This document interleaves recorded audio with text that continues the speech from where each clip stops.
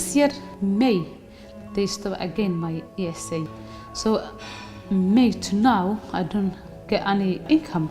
I was so close to lose my flat 2 years ago through my illness, and I had to have the support of a church. I had my benefit stopped from August 2012 to January 2013. And all I had at the time was December benefit because I was involved in an industrial injury. So all I had per week was £46. I couldn't possibly make anything without having to go and source food from outside. Food is a planning issue. It is a travel issue. Although the Trussell Trust collects information nationally about the number of food bank users, I think it's just the tip of the iceberg. There are so many different organisations providing food assistance. The scale of the problem is much, much larger than official figures are showing.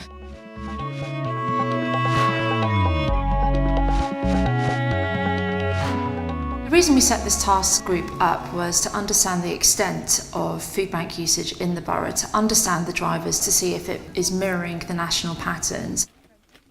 We know that food banks are playing an increasingly large role in our communities, but we know so little about what goes on inside them and what the experiences are for some of the most vulnerable residents in our borough who are forced to use food banks. The task group was comprised of a number of backbench councillors from different parties. We had expert members from the TUC, from West London Business and from the Child Poverty Action Group. There were lots of different partners that we wanted to meet as part of our fact-finding. So we've met with the DWP, with the NHS, food banks, food bank users and representatives from the private sector as well. Brent has over 300,000 residents. It's one of the most deprived areas in the country. Employment rates are typically below the national and the London average. Rents are very high because it's close to the centre of London. The full rollout of universal credit is happening across the country. At the moment, Brent is only live in respect of single job seekers who are newly unemployed. But in terms of all other claimants, Brent goes live in August 2018. That means up to about 40,000 people will move on to universal credit. In simplifying the system, our concern is that the complexity of people's lives cannot be catered for within universal credit, and therefore people will fall between the cracks in the system. Between January to March this year, we saw a 61% increase in people coming through the doors. If you're applying for a new benefit, I think there's a 6-week waiting period. We have a lot of people where English is not the first language. So sometimes they don't understand the forms properly. And if they don't have someone to sit down and go through it with them, they might complete it wrongly. Yeah. And once that's done, that 6 week could turn into 3 months. The money that people receive in benefits does not actually reflect the actual cost of living. We maintain quite meticulous records on the numbers of people that access our service. And in the last year, we've provided emergency food aid to nearly 4,000 people. We're here as a safety net for people who tend to fall through the gaps in the system. So often we'll get people whose benefits have been disrupted, who aren't able to afford the cost of food items. Organisations that we partner with would refer people to us. So it could be an organisation like Brent Council, it could be a school that we've partnered with, or maybe a church that comes into contact with vulnerable people. They will give our guests a food voucher, which will allow them to come down to us to collect non-perishable food items. And it's essentially a week's worth of shopping that we give. In our training, we'll ask the voucher holder or the agency to tick the main reason why the person is sat before them while they're doing the voucher. So even though everything here might apply, but the one that pushed them over the edge to come and get a voucher, just that one is ticked here, and then the secondary, they can tick everything else that is happening at the time. We're very conscious that people say that food banks create dependency, but when you're only allowed to access 4 vouchers per year, we certainly can say that that isn't the case.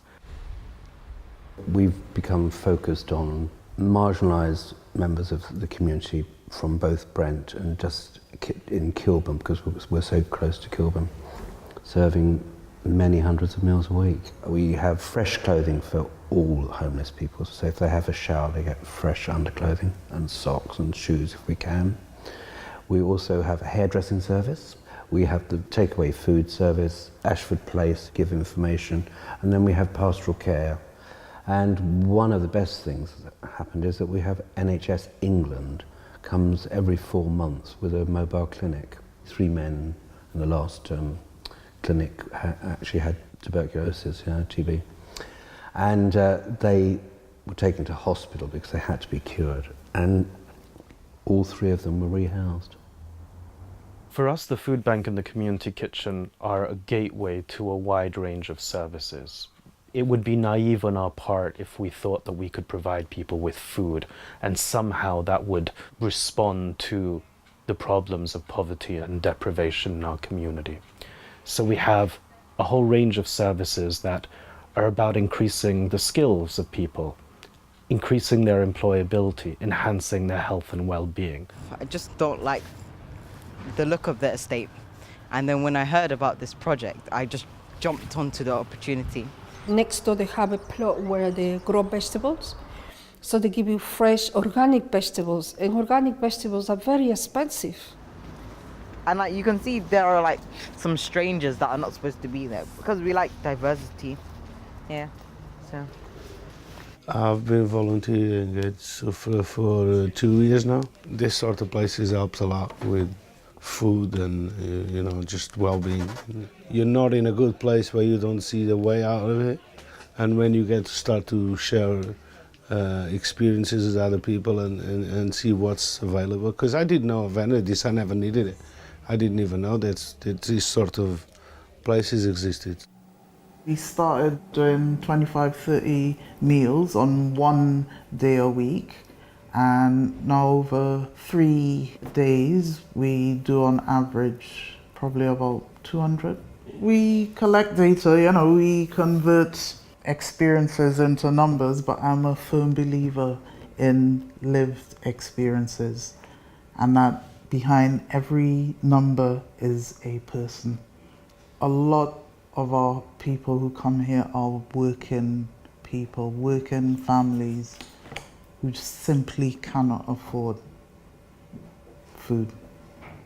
We have one school in the area and they do a food run for us every Tuesday, but we also give them a food bag back to give to one of their teachers because the teacher has not enough money to live on.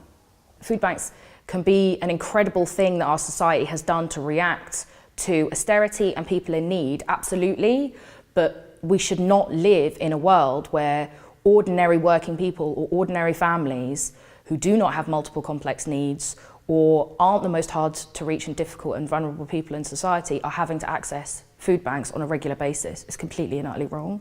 And we shouldn't normalise that when we're talking about the amazing work that people in food banks do. That doesn't mean that there should be one on every corner that everyone should be having to use regularly.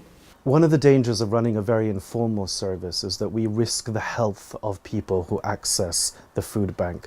It is imperative that food aid providers ensure that volunteers and staff are trained up in food safety and hygiene, that we provide a service within a policy framework that ensures that the most vulnerable whom we are trying to help are able to access a safe and accountable service. We literally are in a really small building right now, and we don't have the space that we want or need to be able to offer the services to more people. These places are now here to stay because they've in effect been built into the system. So if you're not getting paid universal credit for 6 weeks, somebody somewhere along the line has thought, well, a food bank will look after them for that period of time, so we can do that. One of my colleagues worked with one of the major supermarkets to have them recycle their food locally. We found that the supermarket was saving millions of pounds not having to transport all of that waste food to the rest of the country.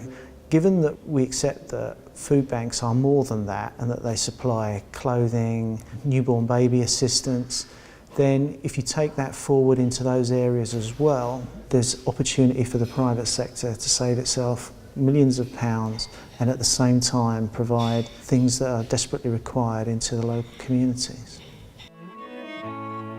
Well, first and foremost, I think it's important to say that food bank staff and food bank volunteers are doing a fantastic job and a very necessary job that no other service is providing.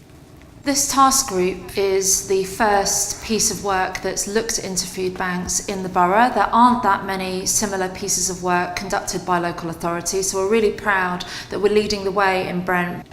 What we did look at was best practice. Because there isn't a framework, because there isn't official policy in this area, the food banks have generated their ways of working and their policies fairly organically. And while that flexibility and that informal structure does have its benefits, there are some drawbacks to that as well.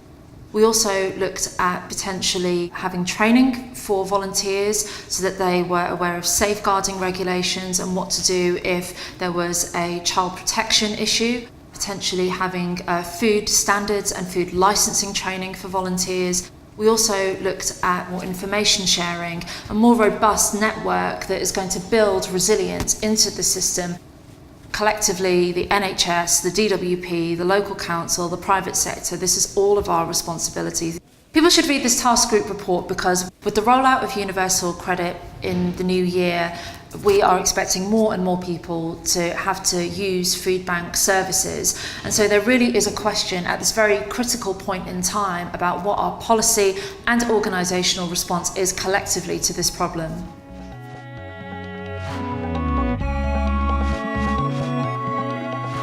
I never would think in my life I would be at this stage struggling with my problems, with my health, with my legs, with my heart. I used to be a hairdresser and I used to make a lot of money. Before that, I was a childminder for Brent Council, for the Brent Council services for 10 years. I never thought of, in all my money, you know, I saved my money, but then all of it is gone because of the cost of living.